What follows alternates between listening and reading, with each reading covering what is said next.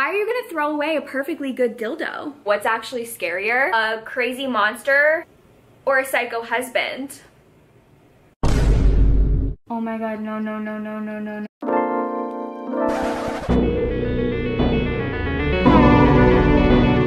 It's Summerween day 3.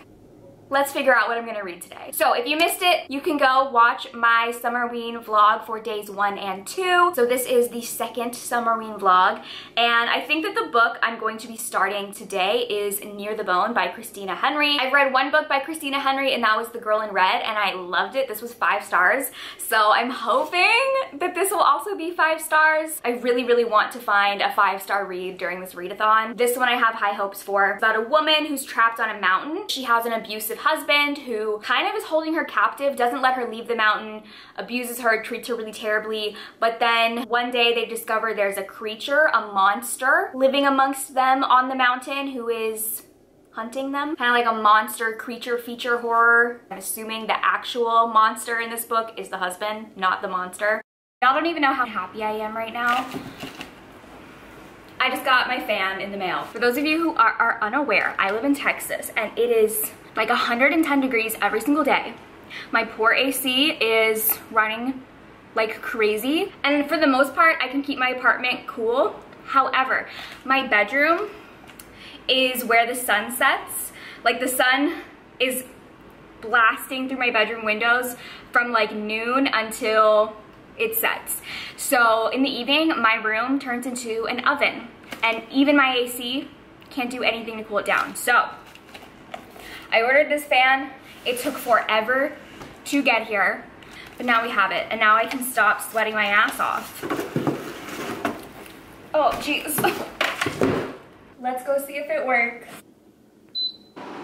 Oh, I don't know what all the buttons mean. Oh my god, this feels so good.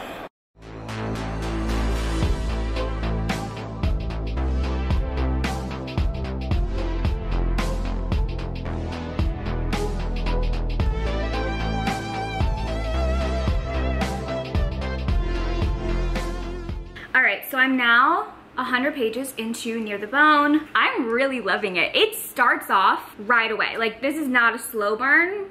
This is, things are happening on page 1. So basically we're following this girl named Maddie who is around 20, and she has been living at the top of this mountain with her husband for as long as she can remember. He's very abusive. He beats her over any small reason. He doesn't let her leave the mountain. She has like a designated zone that she has to stay in. And when the book starts, she's out checking their hunting traps and she sees a dead fox that had been attacked, but it didn't look like a normal like animal attack, and there were animal prints around it that sort of looked like a bear but was also bigger than a bear and also looked like the animal was only walking on its back legs. So she goes to her husband and tells him, and he, fearing that whatever this creature is going to attract other people to the mountain, he goes out trying to find it and kill it. And they come across a cave where the creature obviously lives that is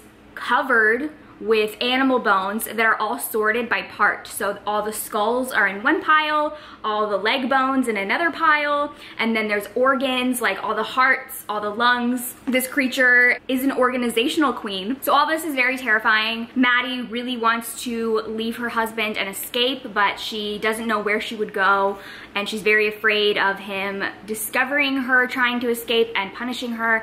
There's something called the box that he puts her in whenever he really wants to punish her. Don't know yet what the box is, but does not sound like a place I want to be. But yeah, I'm enjoying it. There's something that's very addictive about Christina Henry's writing. I remember this from The Girl in Red. Like, I just had to keep reading. This definitely is like setting the scene of this winter, snowy, claustrophobic mountain, and then this creature who obviously has a lot of intelligence and is hunting them. Very creepy vibes so far. It's also making me very angry because the husband, I can't wait for him to die. Can't wait. Gonna celebrate when it happens. I think I will be able to finish this today. It's going by very quickly and I'm really just having a great time with it. I got a bunch of new t-shirts from Target, so let's try them on. This is the first one that I got. It says "Love always wins," and then the back's like that. This was like an oversized shirt. Love the back. This one is MTV. Very nice. I got like different sizes in all of them, so I'm not sure how all of them are gonna fit. This one's just like a basic crop top. I honestly got this because it was $1 and can't go wrong with something like that. Okay, this one's my favorite. It's this like retro Kool-Aid Man one. That's what that one looks like. I feel like this is gonna be my new like sleep shirt. So those are all the shirts that I got. I think there's a couple more that are still coming. They were like sent in 2 different shipments, but these were all really good. So I finished Near the Bone and I loved it. However, I don't think it's a full 5 stars. So I think I'm gonna give it 4.5. But it was still really great. I feel like the horror elements in here worked really well, especially because, like, yes, there's this creature in here that is sort of terrifying and like kills in a very scary way and is very intelligent and is stalking and hunting them. That's scary. But I was right, the actual like terrifying thing in this book is her husband. I feel like it was really interesting way to look at an abusive relationship by comparing it to this terrifying monster and like what's actually scarier, a crazy monster who stalks and hunts its prey or a psycho husband. I think we all know the answer to that. I really liked Maddie's journey throughout the book. In the beginning, I was struggling with her just because I have a hard time with reading women who are like so submissive and obedient to their husbands. I understand why she was like that because not only is she stuck in this abusive relationship, she's also trapped in her location. So she has nobody but her husband. So she had no choice but to be submissive and obedient to him, but oh, it's frustrating to read about. You gotta trust the process. The development was there. I also just liked the direction that it took. I don't know, this was fun. I liked it. I feel like this would make a really great movie. So yeah, today was a success. Like I said, I'm giving this 4.5 stars. I definitely recommend it. And it makes me even more excited to read the rest of the Christina Henry books that I have. I think I own every book that she's written. These are all the other ones that I have not read. So there's a lot of backlist for me to get through. So I don't think I'm gonna start another book until the morning, and then we can decide what I'll be reading. It is day 4 of the readathon now, and I've not decided what I'm gonna read yet today, but quickly, before it gets any hotter outside, I'm gonna run over to my mailbox because I think I got some packages yesterday. One of them is a book that I'm very excited about. Let me quickly run over there, grab my packages, and then I'll come back and we'll chat. Here are my 2 packages. This one, clearly I can see what it is. So this is Scarlett St. Clair's new book, When the Stars Come Out. I believe this is young adult, but it's about a girl who can see the dead. I've read quite a few books from Scarlett St. Clair and they're always a fun time. So I don't know, we'll see. I haven't been reading a lot of YA lately, but I'll give it a try. The other book though that I got, I'm so excited about. It's The Murder of Mr. Wickham. Basically, this is a murder mystery with Jane Austen characters. So Mr. Knightley and Emma are throwing a dinner party and all of the Jane Austen characters that we know and love are invited. The one person not invited, Mr. Wickham. So everyone is shocked when Mr. Wickham turns up dead at the dinner party, and one of the people there is the murderer. It sounds like it could be a really fun time. It says that it's the fusion of Jane Austen and Agatha Christie. I'm kind of hoping that this has the vibes of like the movie Austenland, in the sense that it's kind of like silly and poking fun at Jane Austen novels, but in a loving way. I really love that movie. It's like silly and campy. So that's what I'm hoping that this is. But we'll see. I don't know. I feel like sometime soon I want to do some sort of like murder mystery reading vlog, and this will be a perfect one to read for that. Those are the 2 books that I got in the mail. Now we need to decide what I'm gonna read today. Let me go grab what's left on my TBR. I have 4 books left on my Summerween TBR. This is the book that I want to read for the reading a book in the dark prompt. I feel like this one will give me the most spooky vibes, so I'm gonna save this for nighttime. So all of these are relatively short. I would like to finish one of these today. Actually, here's what I'm gonna do. I'm gonna post to my Instagram and let y'all vote, and then whichever one wins I will pick. So let me do that right now, and then I'll check in. Maybe I'll give it like 15 minutes. It'll be a very quick poll. We will see what is chosen. All right, while the poll was up, I went and changed into this don't know if you can see this crop top that I really love. It's from Target. I don't know if it's still on sale. Like I said, it was $1 when I bought it. I really like it. Sorry, I'm just giving you like full boob shot there. But as of right now, 15 minutes into the poll, the one that's winning is This Thing Between Us by Gus Moreno. All I know really is that it's about a husband whose wife died, and I believe the book is him talking to her after the fact and like explaining everything that happened. I don't know, we're gonna see. I've heard great things, so I'm gonna start this. I do have the audiobook.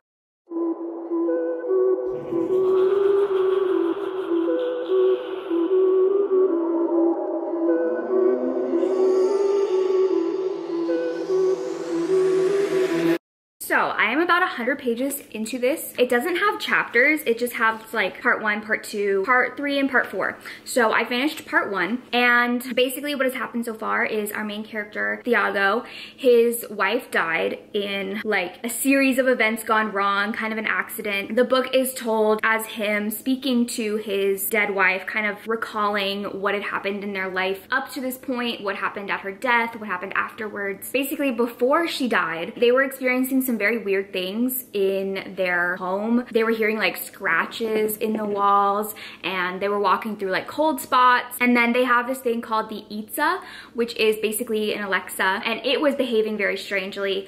And they were getting like packages delivered to them that were addressed to them that they never ordered, that like their Itza ordered for them. The first package that they got was actually a dildo, and they were like, we did not order this. They threw it away. I was like, you guys just got this free dildo? Why are you gonna throw away a perfectly good dildo? But yeah, so all these just kind of series of weird things are happening. At the end of part 1, he decides to move because this talks a lot about how people act around you after somebody close to you dies, the way that people like want to latch on to someone else's grief. There's this one line about how people being there for him after his wife died. It says something like, what people say, call me. What they actually mean, tell me when I should act like I care. So yeah, that's basically what's going on so far. I am enjoying it. It's definitely an interesting reading experience. I don't feel like this is gonna be the most exciting horror. It's definitely a slower build, something that I think is gonna like build and build and build the suspense until the very end. But I also have no idea what could be going on. Like, I don't know if it's like this Alexa device is an evil entity, or if there's like demons or ghosts, or I don't know. I don't know what is going on here. I guess I will find out, but I am flying through it. It's going by quickly, even though it is kind of a slower paced, more stream of conscious book. Like, it's really just his thoughts. So it kind of like jumps all over the place. But yeah, I'm enjoying it. All right, I just went and grabbed lunch, and the place that I was getting food was right next to half-price books, so you know I had to stop in there. I did look at their horror section to see if they had anything, and it was very small. They didn't have a lot. They pretty much had all the same things that they had last time that I went. They didn't get a lot of new horror stuff, but I did find 2 books. One of them is The Undying King by Grace Draven, who you guys know I love. She's a fantasy romance author. I've never heard of this. I don't know, it's short. I've loved everything that I've read by Grace Draven, so we'll give it a try. Then the other book that I got is Dial A for Aunties by Jessie Q. Sutanto. This is supposed to be like a cozy, I don't know if murder mystery is the right term. It's about this girl who accidentally kills her blind date, and her 4 meddlesome aunties come to help her dispose of it. I don't know, but it sounds like a blast. So that's my little half-price books haul. Also, while I was eating lunch, I decided to watch Happy Death Day, which is a movie that I've loved. I've seen it a bunch of times. It's such a good like comedy horror movie. So I just kind of had that on while I was eating and then doing some chores and stuff. I definitely recommend that if you haven't seen it, or also if you like don't like horror movies or get scared very easily. It's not scary, it's funny. And it kind of fits into that genre of like Tucker and Dale vs. Evil, The Cabin in the Woods, like those type of movies.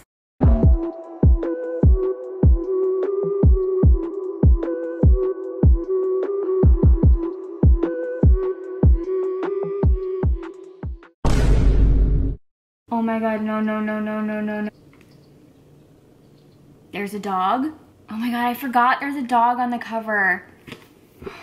I'm gonna cry at what just happened. Cut the cameras, I need a minute.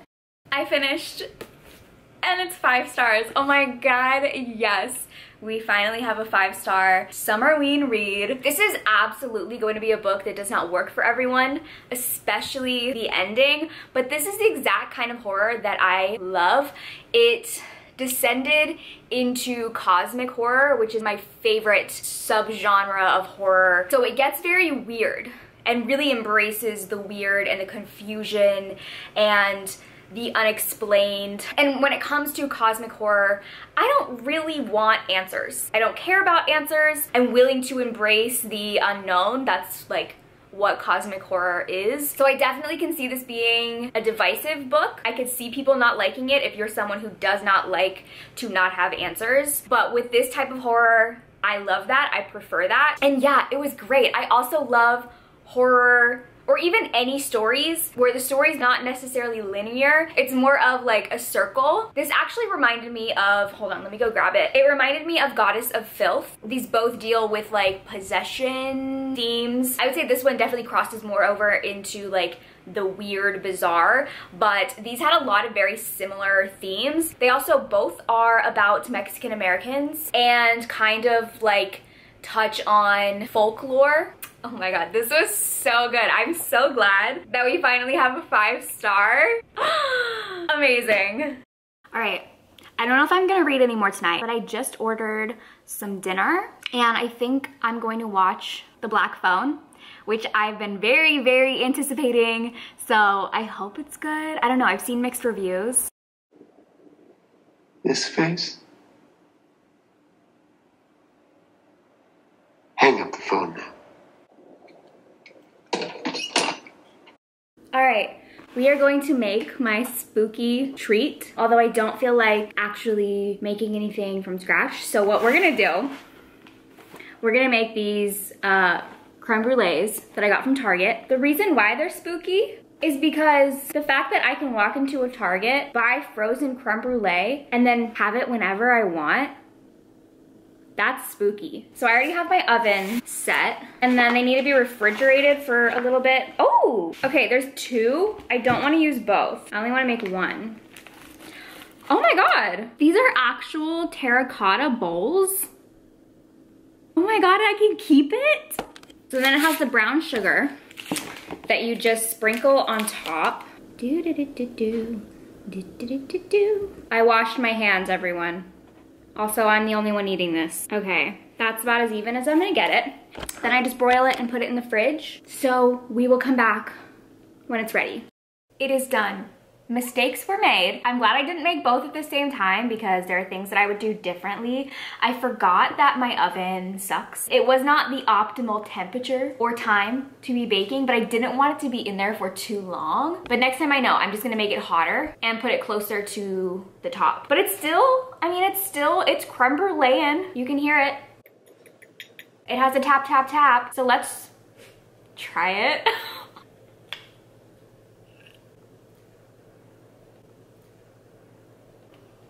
Oh my god, it tastes like exactly what you would get at a restaurant. I wouldn't even be surprised if some restaurants use this and just pretend that they make it. This is very good. I think the next time I make it, it'll be even better. But like, for my first attempt and for having a really shitty oven, it's pretty good. Okay, The Black Phone, I finished watching it.